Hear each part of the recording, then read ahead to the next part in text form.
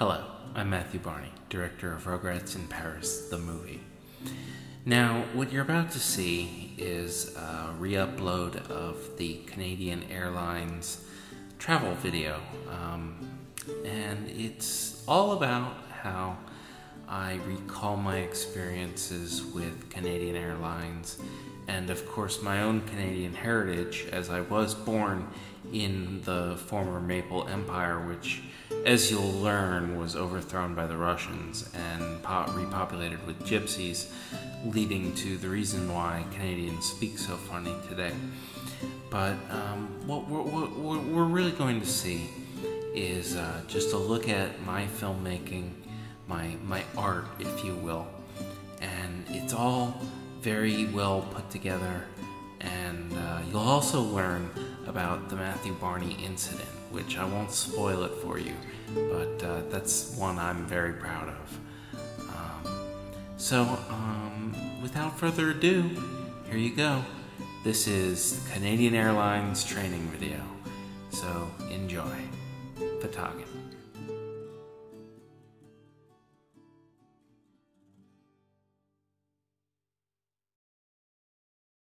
Hello, I'm Matthew Barney, and my jimmies are ready. Today I'm going to be doing an audio commentary for one more of my lost films. This film is very different from everything I had done. And by done, I mean Hard Hat Harry real-life giant construction equipment for kids and the Windows 95 video tutorial guide. That's why I opted in 1989, prior to making any of them, to do a flight attendant training video for Canadian Airlines. Now, many people don't know this, but I was born in what was formerly known as the Canadian Maple Empire. And, of course, our regime was overthrown when, the Russians invaded and they populated the area with local gypsy folk. And that's why Canadians talk so funny today. But I don't, because I escaped before the fall of the Maple Empire. So, that is why I felt a certain affinity and responsibility to direct this flight attendant training video. Now, I don't know anything about airplanes. I know about as much about airplanes as I know about roadside construction equipment. And to be frank, that's nothing. I know nothing about them. Which, I think is really what makes it good when a director as talented and pretty as me comes out and says, I may not know anything about it, but I'm going to direct it, because if my name is on it, then people will flock to the theater. That's theater with an R-E, not an E-R. And when they flock to the theater, they will see the silver screen oozing with Canadian goodness. Just flat out maple magic. And this separating light here, I got in trouble for this, but we were in mid-flight filming many of these scenes, and I kept flicking them, and I kept saying, no, it's okay. I own a mansion and a private jet, and I know what I'm doing. I do this all the time. And they said, Matthew, you can't touch that, because if you do, you're going to depressurize the entire cabin. And there's really, this is a test airplane. This is an airliner we have not tested completely yet. And there's only one oxygen mask. Well, let's just say I got the one oxygen mask on right before the pressurization of the cabin went away. And this fellow right here, his name is Wong. And because he was the other survivor of the infamous, what is now known as the Matthew Barney incident, and I'm quite proud of that, he threatened to infect me with SARS. And I said, first of all, Wong, that's racist. Just because you're Asian doesn't mean you have SARS. And he said, no, actually, Matt, I do have SARS. And it's no laughing matter. It's a very serious, illness that over 100 people a year come under. and the only, cure, as you know, is medicine. So I dropped it, and we went back and, refilmed a few scenes. And that's okay. I'm always up to refilm whatever, so long as it doesn't detract from my ultimate creative vision. I like to refer to myself, I don't like people to call me the director on the set. I don't think that's appropriate, so I tell them to call me the great architect. And they'll come up to me and they say, "Hey Matt, we want to set this shot up over here." And I'll say, that's great architect, we want to set this shot up over here. So, as you can see, much of the language on the plane, the written words, are in French. And that's not a real airplane right there. That's actually Bjork's toy airplane. Now, I hadn't met Bjork yet, but I had somehow acquired a toy airplane that many years later on the set of Hard Hat Harry, she would, say, "Where did you get that? Where has this been? This is an heirloom from my family in Sweden, and, it means a lot to us." And I really didn't know what to say. I said, I thought it was just, a cigar. And no one knew what I was talking about, because that was around the time that, I didn't know if I wanted to be an artist or if I wanted to be a great artist. And I had just, things were not as simple then as they are for me now. Now everything is simply handed to me. And don't get me wrong, all my life, everything I've ever desired has been handed to me, because I come from a prestigious family that worked harder than your grandparents.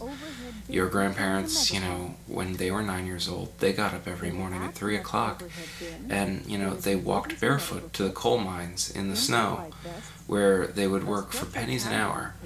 My grandparents, at the same time, were overlooking your grandparents, sipping brandy from the window, saying, "Look at all the little beavers busy at work building a dam."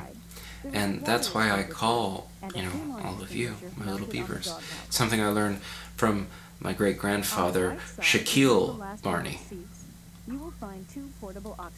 Now, these two portable oxygen bottles, I don't know if this ever was found out, but they were already emptied by the time I was done filming here, the oxygen systems. I stole all the oxygen, and I had it put into my own personal 18-wheeler tanker truck. I kept that mask.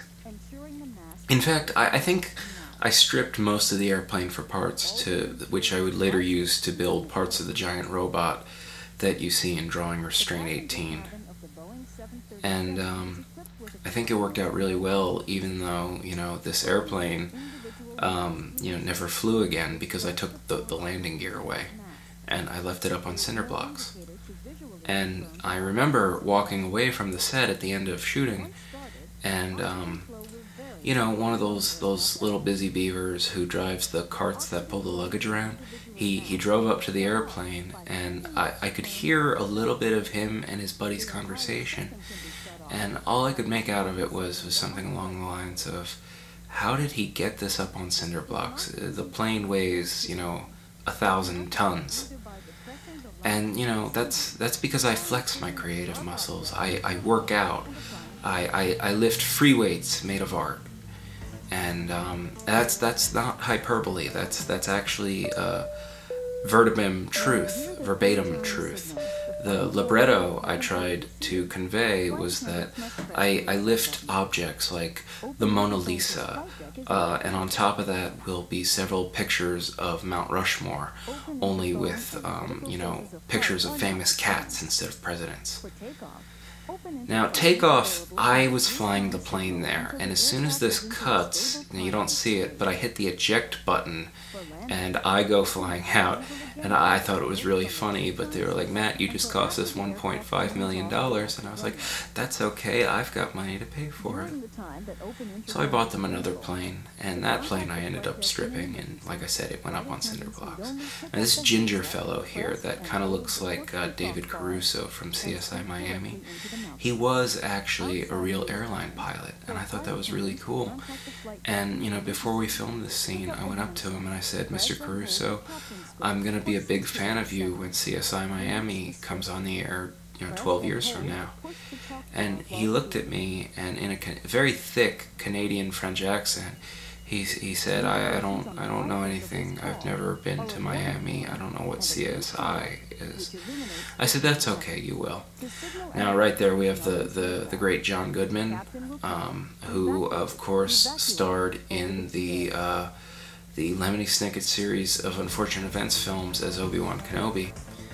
And, I had some, or I would in the near future after this have some experience with aeronautics when I did Cremaster 1. And, there's all those scenes at the beginning that take place in the ballroom on a Goodyear blimp. And I think it was fantastic learning experience for me here. That, I had a lot of fun with the inflatable slide. Again, another item I took from the airplane when we were finished filming this, and I took it home, and I destroyed the steps to my house. My house is up on a hill, and I took the steps away and I replaced it with the big inflatable slide, and I lubed it up with Canadian maple syrup, so that way I would always remember the fun I had making, the Canadian Airlines flight attendant training video. I had a lot of fun with this. Oh, overwing window exits, I gotta talk about them for a minute. Now, if you've ever been on an airplane, which I doubt you have because you've never left West Virginia, you would know that these whole doors come away. Now, I don't think they actually do it mid-flight unless, you have the strength of 10 Schwarzeneggers. But, it's fun to lift the shade up and down, and then maybe just turn to the person sitting next to you on coach and say, there's a man on the wing of the plane. And they'll look at you, and because much like you, they're bereft and completely deprived of any libretto, they'll say, there's a man outside on the plane, but we're in mid-flight, how can that be? And you'll have to tell them, no, calm down, it's okay. I was making a Twilight Zone joke. And the fact that you've seen Twilight Zone is good, but the fact that they haven't just shows that they're a simple bumpkin who's never left the state of Georgia. Now that jumbo jet right there, like I said, I did strip, and where the wheels are at the bottom, I left it up on cinder blocks, a lot of cinder blocks. But in the Guinness World Book of Record, there is a man who is known for his unusual ability to ingest metals, and he brags that he has eaten an entire airliner. And that was, in fact, the subject of one of my other lost films that you'll never see, and it was called Eating an Airplane, A 1-Year Odyssey, sadistic animal warriors from hell. And we had this gentleman who could eat anything made out of metal, and he had these special forks and knives which he just used to cut and slice the metal, and he very slowly, over the course of a year, ate the entire airplane that I left up on cinder blocks. That little diagram, that map of the airplane you see, I drew that on a napkin at a Ruby Tuesday with a crayon from the kids menu. And they actually, the people at the Canadian airport liked it so much that they kept it, and they used it for all future diagrams in other Canadian training videos that would not be directed by me. The 2R, I honestly have no idea what that means. But frankly, I'm much more entertained with myself when I just sit around and talk about the man in the Guinness World Record that he ate the airplane, like I said, over the course of a year, because obviously you can't eat it in one day. That would be unrealistic and silly, like many of my films. But I'll never tell you that. Water evacuations were particularly fun. Now, I had filmed a scene with my Millions what I call Barney's Millions, where we actually emergency crash landed an airplane into the ocean, and we had these people come out and they were splashing around in the water. But then what we all thought was the long extinct megalodon swam up and swallowed half the jumbo jet, and this mega shark got swept up in the tide and kind of went away, and we were stranded at sea for 40 days and 39 nights. And when rescue finally came, I had eaten most of the original production crew because, you know, I said, listen guys, I know it's important that we work together if we want to survive, but let's face it, I'm the most important person alive, and you want art to continue, right? And they screamed and pleaded, and I eventually, you know, swallowed them whole. Not unlike the megalodon that disappeared. There's that water slide again. It's not a water slide, but it can be used in the water, like as a raft or as a slide. And I really liked it. As you can see, I drew that on the napkin at the Ruby Tuesday. There were some coffee stains on it. Now, Combi. I don't know why they spell it with an I in Canada. When I grew up in Canada before the fall of the Maple Empire, we spelled it with a Y, Combi. But now Combi is spelled with an I, presumably due to, you know, the nasty, you know, Swedish rule that has been, you know, implanted there. And, you know, but, you know, I can say some good of Sweden, because eventually from Sweden came Bjork, my now ex-wife, and she gave me our lovely daughter, Bjork, and little Bjork is, you know, she's nearby, she's in a safe place, with a padlock that has a number combination, and the number combination, no, I believe she's trying to tap out Morse code, but because, you know, because I didn't give her the chance to learn that in private school, she won't be able to, so her screams for help will go unheard. Honey, be quiet. I have a migraine and I'm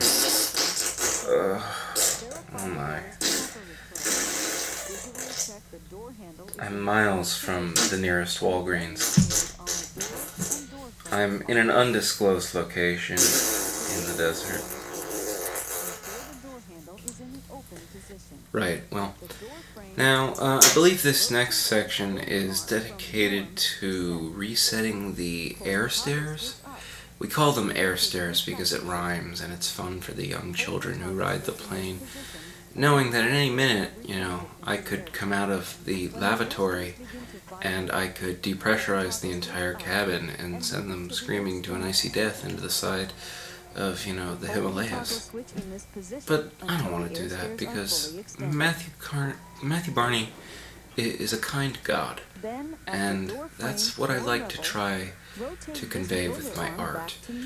My art is, you know, it's raw, hard art, and if you don't like to be shocked and thrilled, then, you know, you simply aren't allowed to see it, which is why I have not put it on home video.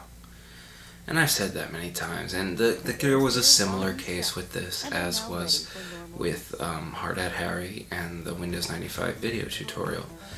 And, you know, I went to the head of Canadian Air, and he said, "What's this all about?" And I told him what it was all about.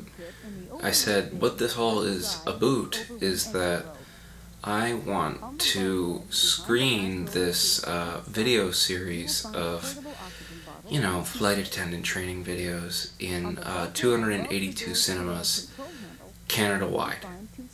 And he said, well, Matthew, we could do that in the days before the fall of the Maple Empire, but now that we are under, you know, strong gypsy rule, and, you know, their roaming caravans are everywhere watching us at all times, we really can't do that, you know. They'd rather us put it out on, you know, home video. And this was one of the few times in my life I admitted defeat, because my home Canada has just been, completely decimated by these gypsy forces.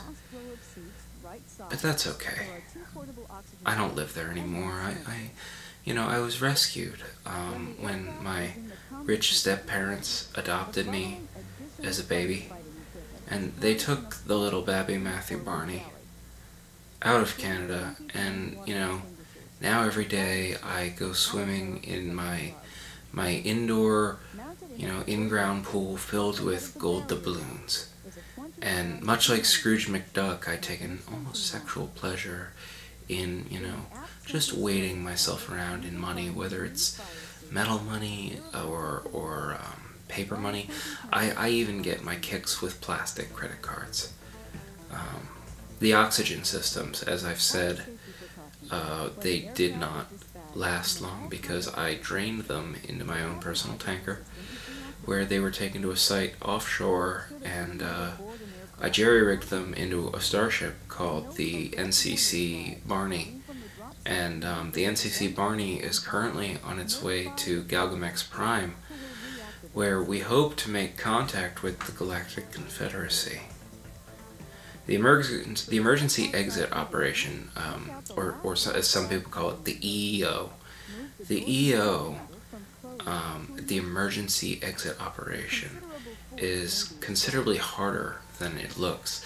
This woman only weighs about 92 pounds, and that door is several thousand times heavier than she is.